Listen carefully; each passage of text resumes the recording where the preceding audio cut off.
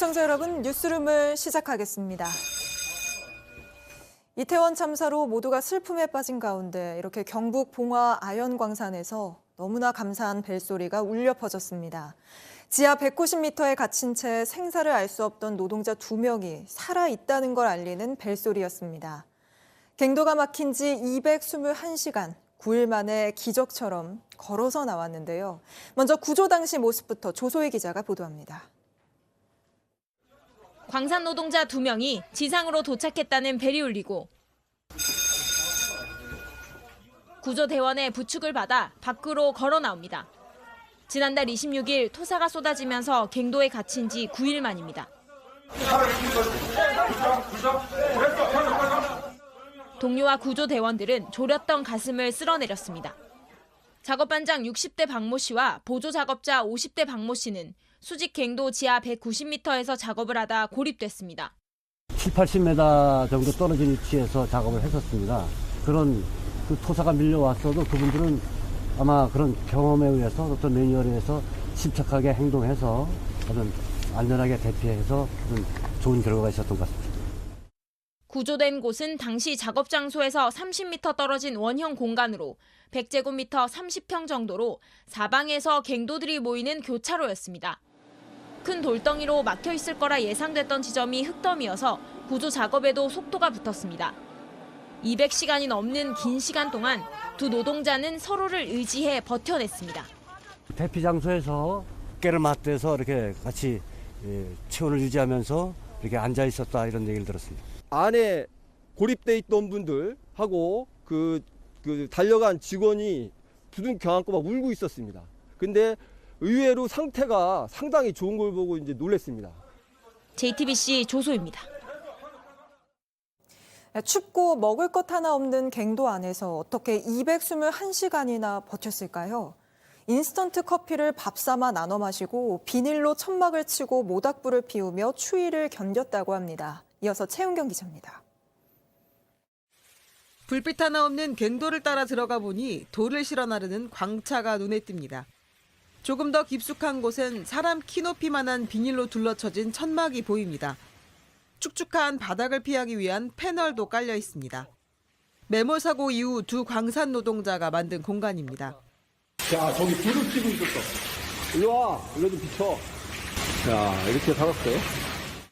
이들은 천막 안에서 어깨를 맞대며 체온을 유지했고 마른 나뭇가지를 모아 모닥불을 피워 추위를 이겨냈다고 전했습니다.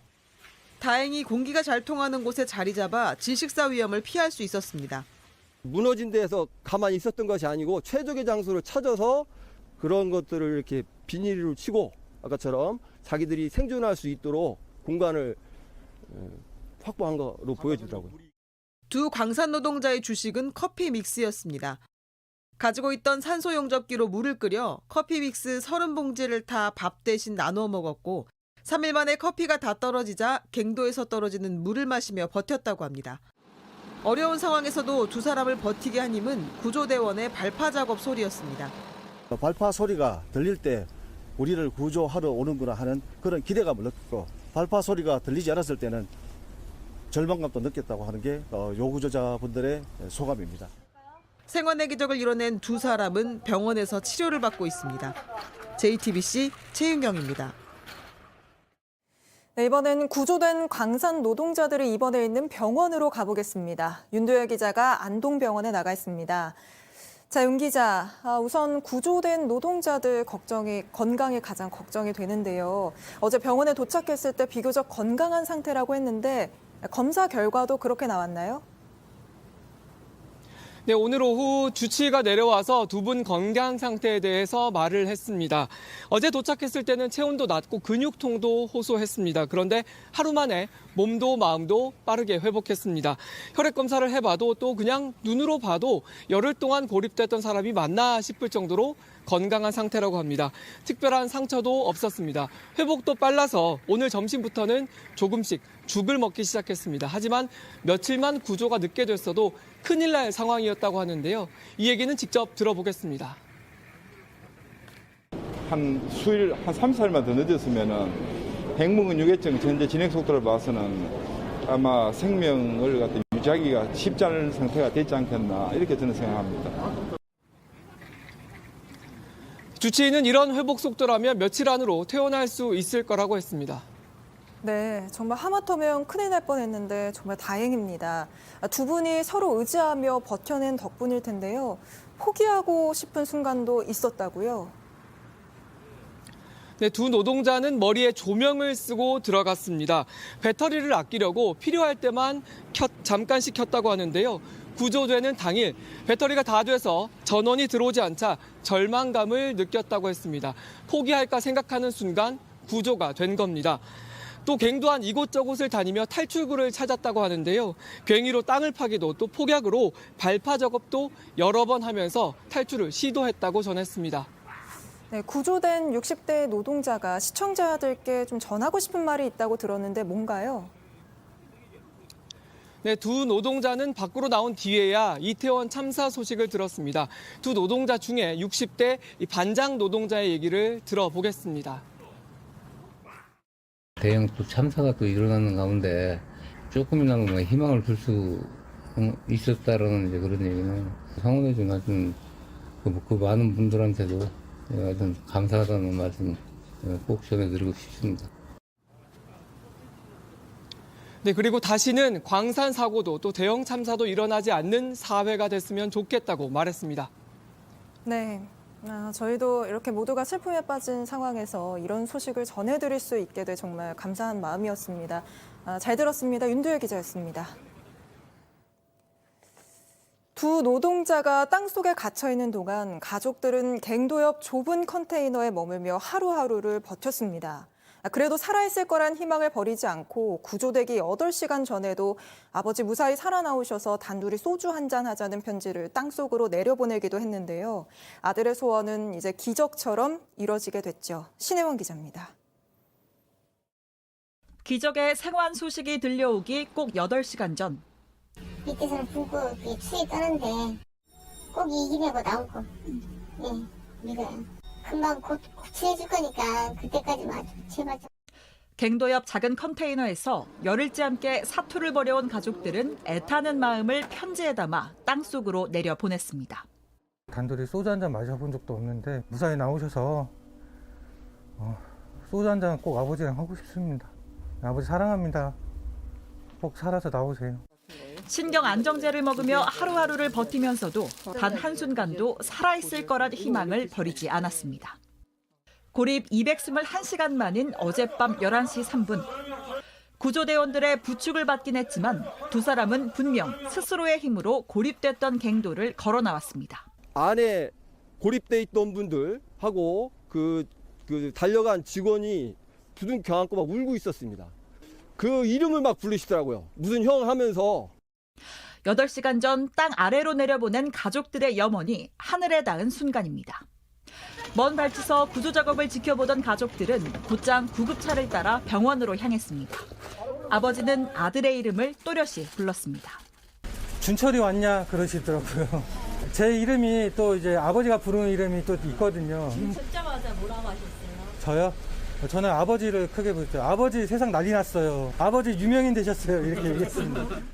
땅 위에서 전한 마음이 통한 듯 아버지 역시 회복되면 밥 한 그릇에 소주 한 잔 하고 싶다는 말을 전했습니다. 소주도 무조건 소주 하면서 얘기할 겁니다. 소주 한잔 하면서. 예. 뭐 일단 아버지 보면은 꼭 안아드리고 싶었고 또 사랑한다는 말 꼭 해드리고 싶었어요. 가족들은 구조 작업에 애써준 모든 분들께 감사 인사를 전한다며 안도의 미소를 지었습니다. JTBC 신혜원입니다.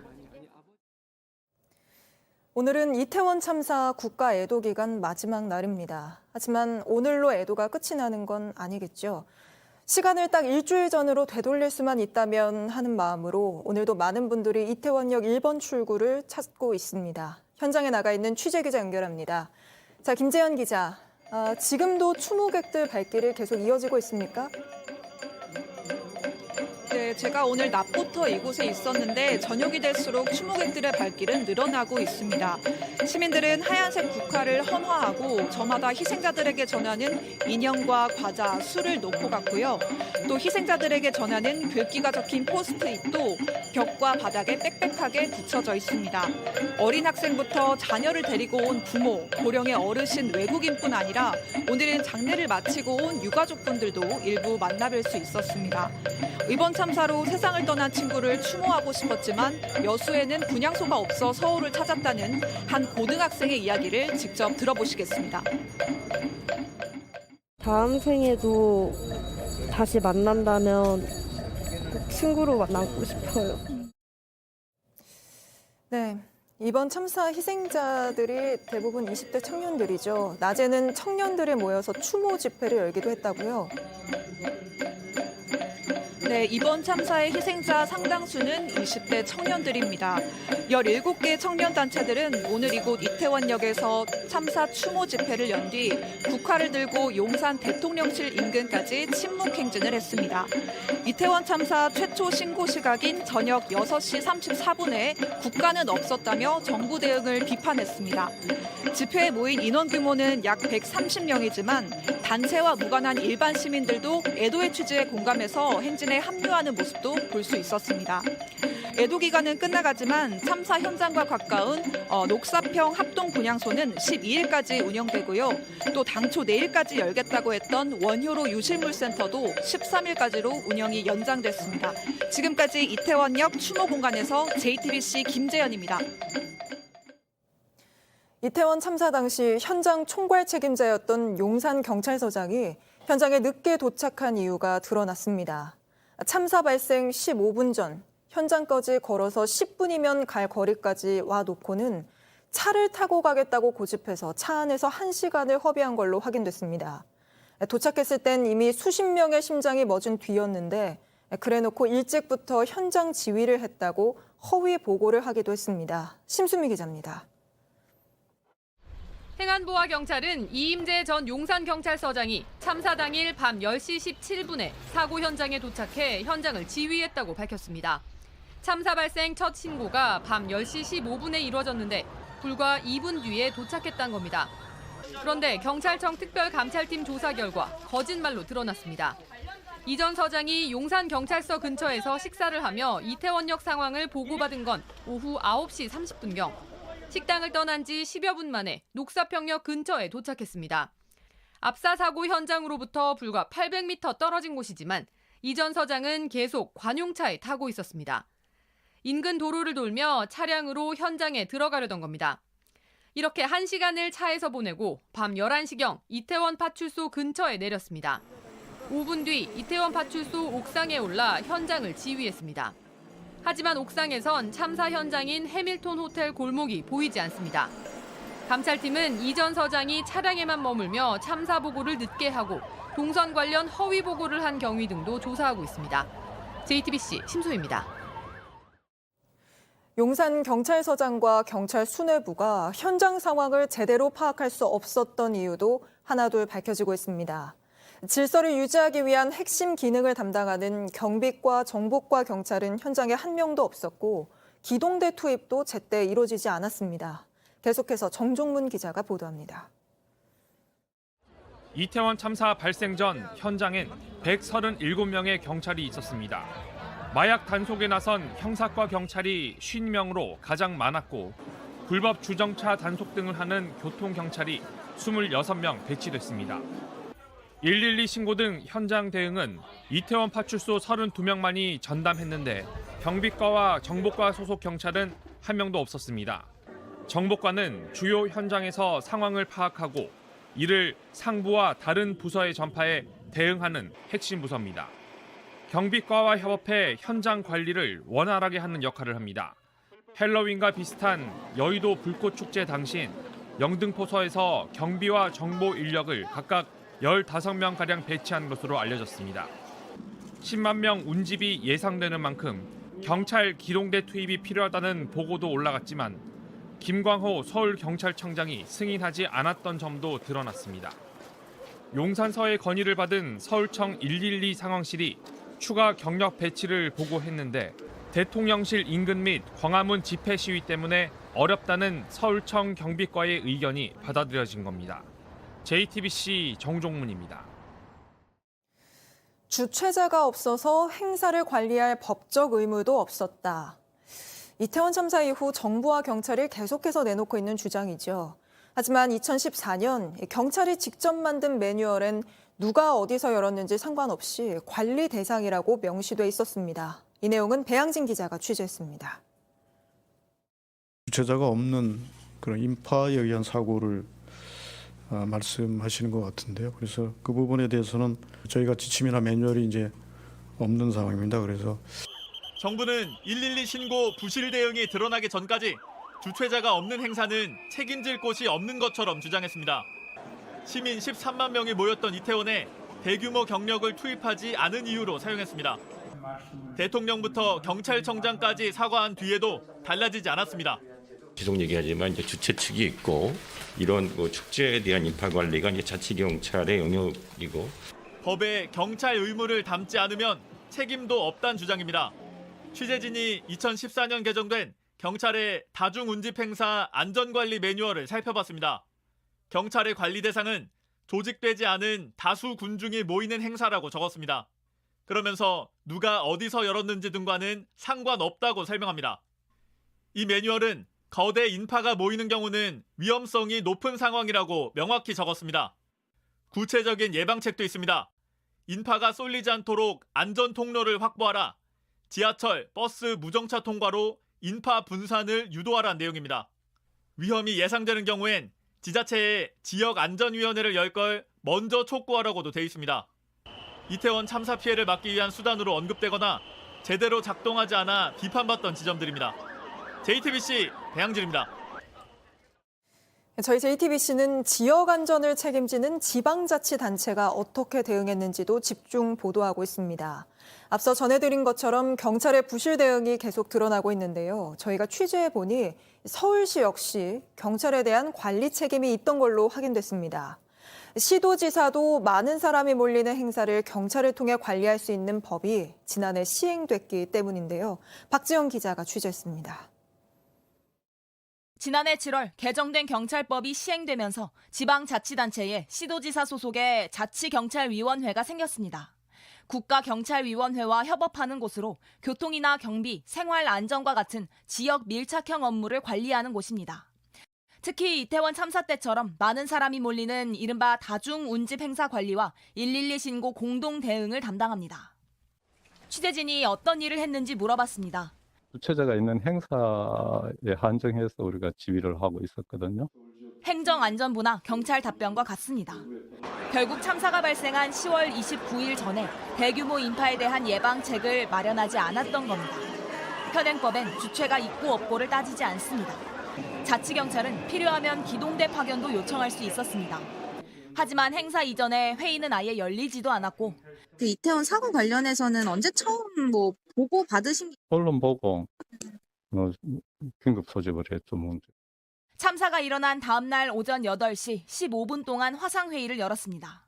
화상회의 뒤에 서울경찰청에 관계기관과 협조하고 현장 긴급구조 지원 및 교통관리 등을 실시하라고 지휘한 게 전부였습니다. JTBC 박지영입니다. 이태원 참사와 같은 대형 압사 사고를 연구해온 해외 전문가와 함께 당시 상황이 담긴 영상들을 분석해 봤습니다. 참사가 일어나기 직전까지 5가지 징후가 보였다고 하는데 자세한 내용 백민경 기자입니다. 인파의 움직임과 압사 사고 위험성을 연구해온 디르크 헬빙 스위스 연방대학 교수. 치명적인 순간은 순식간에 닥친다고 설명합니다. Stop the flow, and that quickly increased the density to the point where everyone was squeezed in between others. 이태원 참사 전후 상황에서는 5가지의 징후가 보였다고 분석했습니다. 처음에는 마주오는 사람들을 마주치는 상황이 늘어나는 정도지만 곧이어 일정하게 오가는 흐름이 사라집니다. 그 다음에는 거리가 크게 줄면서 원치 않는 신체 접촉이 늘어납니다. 얼마 안 돼 자기 몸의 움직임을 통제하기 어려운 상황이 됩니다. 이때 빠르게 위험을 감지한 사람들은 벽을 기어오르는 행동을 보이기도 합니다. In such circumstances, some people may try to climb facades, traffic signs, or poles to escape from the pressure. 압력을 버티지 못하는 사람들이 쓰러지면서 참사는 시작됩니다. 결국 이태원 참사는 누구의 잘못 때문이 아니라 인파가 가득 찼을 때 얼마든지 발생할 수 있는 사고란 겁니다. If there are stop-and-go waves, then things may turn critical soon, so you should leave. 그런 상황에선 최대한 다른 사람을 밀지 말아야 합니다. It's not only a moral aspect, it's also a matter of survival because it would make the situation for everyone worse. 작은 움직임도 상대방에겐 큰 충격을 줄 수 있기 때문입니다. 군중이 하나의 덩어리처럼 되면서 엄청난 압력을 받는 이른바 군중 난기류 현상입니다. 헬빈 교수는 일단 군중 난기류가 발생하면 대형 사고를 피할 수 없다면서 통행 흐름이 사라지기 전 경찰이 빠르게 개입해야 한다고 조언했습니다. JTBC 백민경입니다. 지금 이 시각 서울 도심에서도 희생자 추모 집회가 열리고 있습니다. 바로 현장으로 가보겠습니다. 자, 박민규 기자. 조금 전에 이태원을 연결해 상황을 봤는데요. 서울 광장 쪽은 상황이 어떻습니까? 주최 측에선 3만 명이 모일 거라고 신고를 했던데 어떻습니까?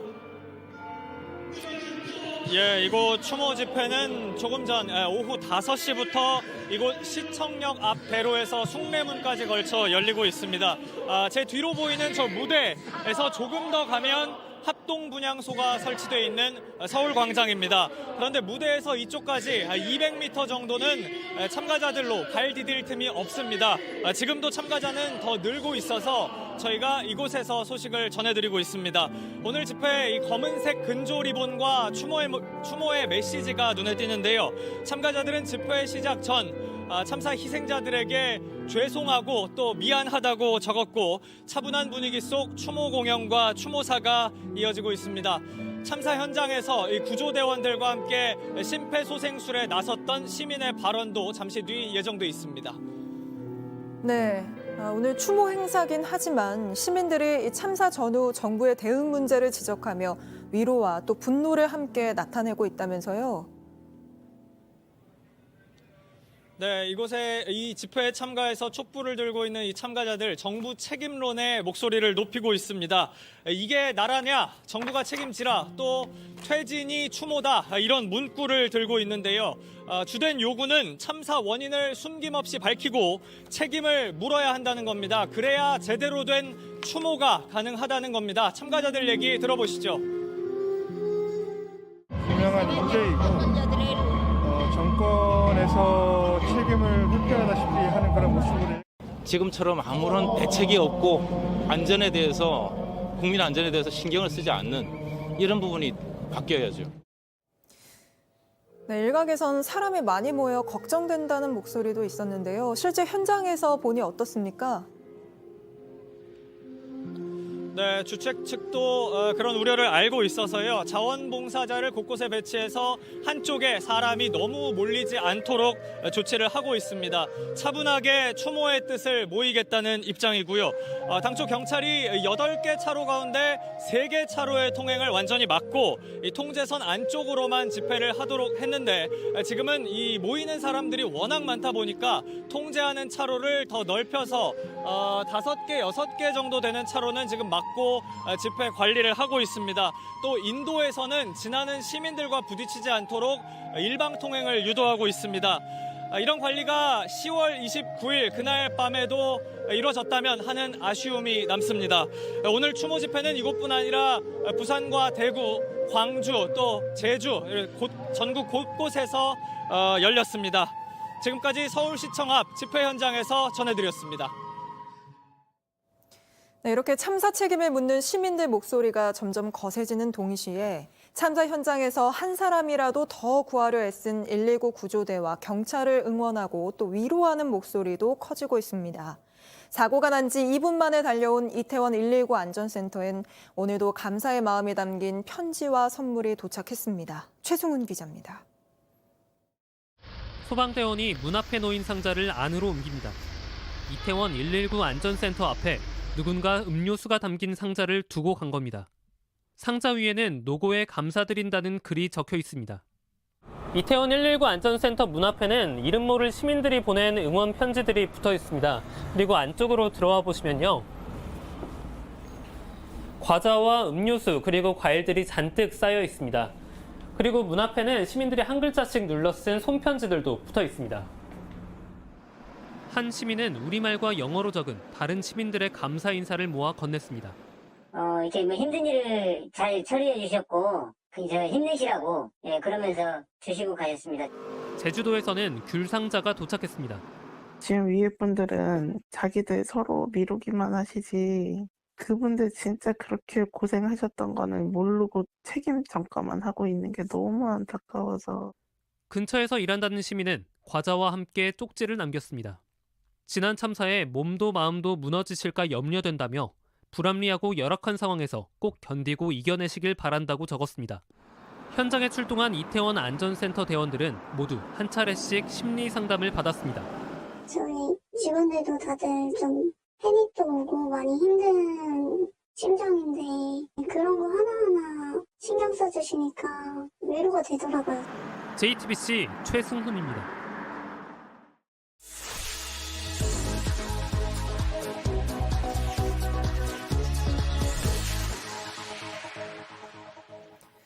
이맘때면 전국 곳곳에서 열리고 나던 가을 축제들도 줄줄이 취소됐습니다. 상인들은 분명 손해지만 지금은 손해를 따질 상황이 아니지 않느냐며 이태원 참사 희생자들을 함께 추모했습니다. 발쁜 뉴스 윤정식 기자입니다. 부산 영도에 나와 있습니다. 이 커피 관련 축제가 열린다라고 해서 와봤는데요. 나름 남미에서도 출전업체가 올 정도로 큰 행사입니다.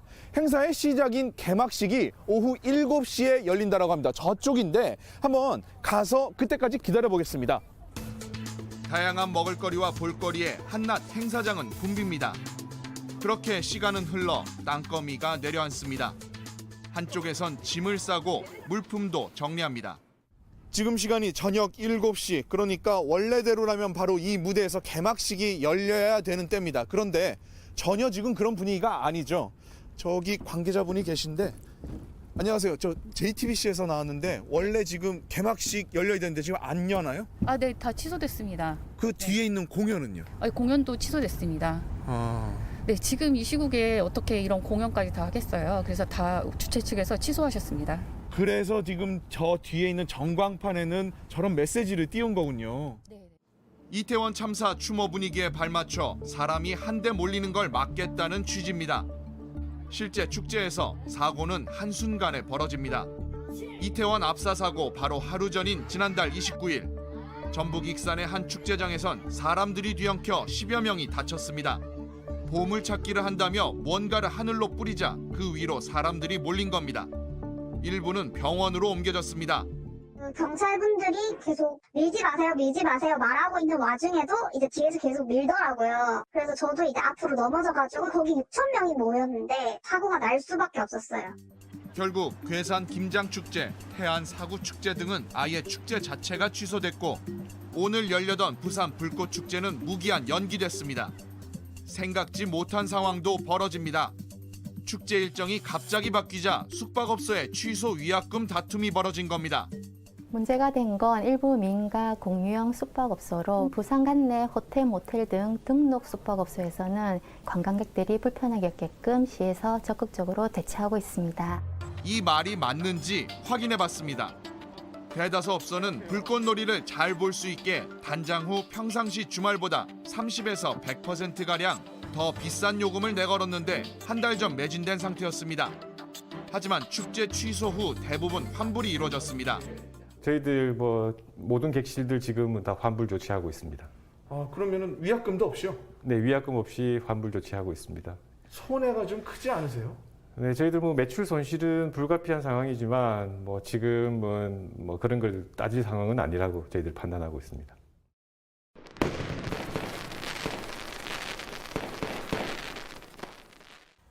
원래 일정대로면 잠시 후 저 멀리 광안대교 인근은 형형색색 불꽃으로 물들어야 합니다. 그리고 제가 서 있는 이곳 해변도 인파로 가득 찼었겠죠.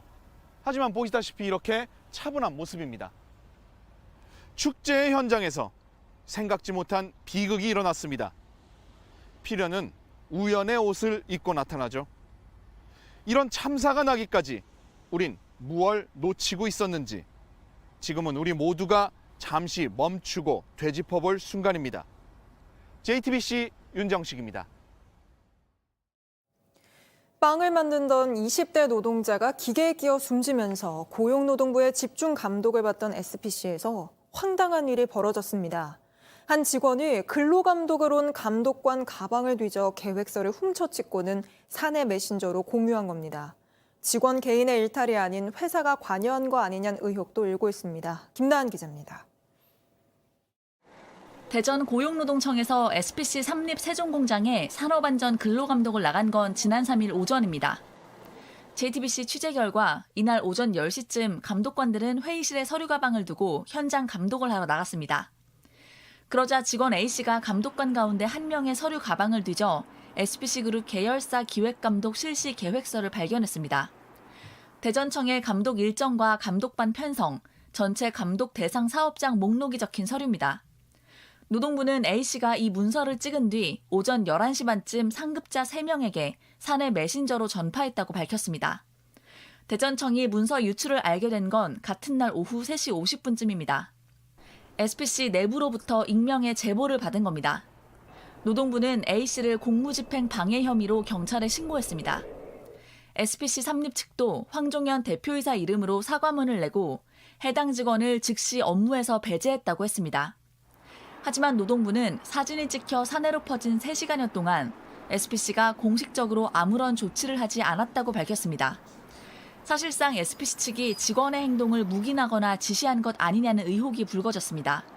노동부도 개인의 일탈인지 조직적 행위인지 여부는 경찰의 조사 결과를 보고 판단하겠다고 했습니다. JTBC 김나은입니다. 네, 뉴스 스토리텔러 백브리핑 시작합니다. 죽음의 백조, 검은 백조라고 불리는 미국의 전략폭격기가 우리나라로 날아왔고 북한은 오늘도 서해상으로 단거리 탄도미사일 4발을 발사했습니다. 이태원 참사에 대한 추모, 애도가 이어지고 있는데 그와 동시에 어느 때보다도 한반도를 둘러싼 긴장감이 높아지고 있는 그런 상황입니다. 지난달 31일 시작한 한미연합 공중훈련 비질런트 스톰이 원래 어제 종료될 예정이었는데요. 북한 도발이 이어지면서 하루 연장돼서 오늘 마무리가 됐습니다. 그러면서 그간 참여하지 않았던 미국 B-1B 전략폭격기 2대가 오늘 오후 훈련에 참여하게 된 겁니다. 현지 시간으로 지난 3일 이종섭 국방장관이 미국의 공군기지를 방문해서 오스틴 미국 국방장관과 함께 전략폭격기들을 살펴봤고 그 앞에서 단체 사진도 찍었습니다. B-1B 전략폭격기는 60톤에 달하는 무게까지 폭탄을 실을 수 있고 유사시에는 핵무기도 탑재할 수 있다고 알려져 있습니다. 반면에 북한은 미사일 도발을 이어가면서 한반도 긴장 고조의 책임을 우리와 미국에 돌리고 있는 상황이죠. 이번 한미연합 공중훈련 기간 북한은 대륙간 탄도미사일 ICBM을 포함해서 구형 미사일에 이르기까지 30여 발의 미사일을 쐈습니다. 특히 지난 2일 미사일 한 발을 분단 이후 처음으로 동해 북방 한계선 이남으로 발사했고 울릉도에 공습경보가 내려지기도 했습니다. 또 조금 전에 합동참모본부는 오늘 오전 11시 32분경부터 북한이 평안북도 독림 일대에서 서해상으로 발사한 단거리 탄도미사일 4발을 포착했다고 밝혔습니다. 자, 이렇게 며칠간 쏜 북한의 미사일 발사 비용 약 2천억 원 수준이라는 분석도 나오고 있습니다. 더욱 우려스러운 건 북한의 핵실험이죠. 앞서 국가정보원은 미국의 중간선거에 맞춰서 오는 7일까지 북한이 핵실험에 나설 가능성이 있다고 전망을 내놓은 바 있습니다. 힘과 힘, 강대강 대치가 계속되면서 한반도 긴장감을 낮출 뾰족한 출구가 잘 보이지 않는 상황입니다. 하나 더 준비했습니다. 우리 축구대표팀의 손흥민 선수가 성공적으로 수술을 받았다는 소식이 전해졌습니다. 손흥민 선수 최근 경기에서 상대 선수 팔꿈치에 눈 주위를 맞으면서 쓰러졌었죠. 안화골절 진단을 받고 어제 수술에 들어갔는데 성공적으로 끝났다는 겁니다. 영국 언론 텔레그래프는 의료팀은 수술이 원한 대로 잘 진행됐다고 보고 있으며 손흥민의 월드컵 참가 전망도 긍정적인 것으로 파악된다고 보도했습니다. 우리 축구협회도 토트넘 측으로부터 손흥민이 수술을 잘 받았다는 소식을 받았다고 설명했습니다. 다만 수술을 막 마친 시점인 만큼 월드컵 출전 가능성을 거론하기에는 아직 이르다고도 덧붙였습니다. 대표팀의 동료들도 손흥민 선수를 응원하고 있습니다. 손흥민 형이 빨리 돌아올 거라 저는 믿고 있고 또 빨리 완쾌해가지고 그라운드에서 좋은 퍼포먼스를 보여줄 거라고 믿고 있기 때문에 조금이라도 월드컵 출전 가능성을 높이기 위해서 손흥민 선수가 직접 수술 일정을 최대한 앞당겼다고 전해지죠. 빠르게 수술에 들어갈 만큼 붓기가 빨리 빠졌다는 건 긍정적인 신호가 아니냐 이런 해석도 나왔습니다. 축구대표팀 전 주장이죠. 기송영 선수에 따르면 손흥민 선수와 연락을 해봤는데 본인은 마스크 끼고라도 한번 해보고 싶다고 의지를 보여주더라. 안타깝기도 하고 짠하기도 했다고 말했습니다. 20년 전 2002년 월드컵 때 김태형 선수가 코뼈가 부러지고도 마스크를 쓴 채 경기에 나선 적이 있었죠. 손흥민 선수의 빠른 회복을 기대합니다. 하지만 동시에 절대 무리해서는 안 된다는 게 또 축구 팬들의 마음일 겁니다. 오늘 백브리핑 여기까지입니다. 오늘 아침 올가을 들어 가장 추웠는데요. 이렇게 추운 날씨에도 바깥 활동하신 분들 많을 겁니다. 하지만 이렇게 기온이 낮을 땐 준비 운동 충분히 안 하면 다치기 쉬운데 주의해야 할 점들을 김서연 기자가 알려드립니다. 하나, 둘, 셋, 파이팅! 힘껏 내려치고 재빠르게 받아치고 공을 따라가다 보면 시간 가는 줄 모릅니다. 바쁜 일과를 마치고 공을 치러 오늘도 뭉쳤습니다. 날씨가 부쩍 추워졌지만 야외 운동 열기는 쉽지 않았습니다. 테니스, 축구 등을 즐기는 사람들이 아침, 저녁으로 이곳에 많이 모여드는데요. 준비 운동에 점점 더 많은 시간을 투자하는 모습입니다. 갑자기 추워진 날씨에 준비 운동을 소홀히 하다간 근육이나 인대에 쉽게 부상을 입을 수 있기 때문입니다.